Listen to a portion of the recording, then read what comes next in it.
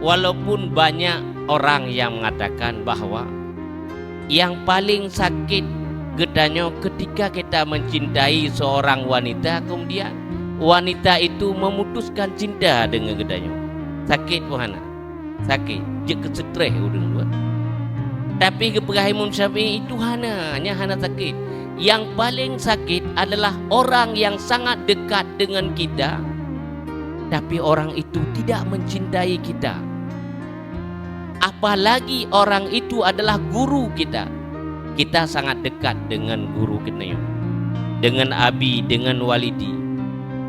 Tapi abi dan walidi hanya sayang kepada gedanya, nyo merupakan musibah yang paling besar. Karena apa kun? Ilmu yang gedanya dapati pasti tidak akan bermanfaat dan keberkahan.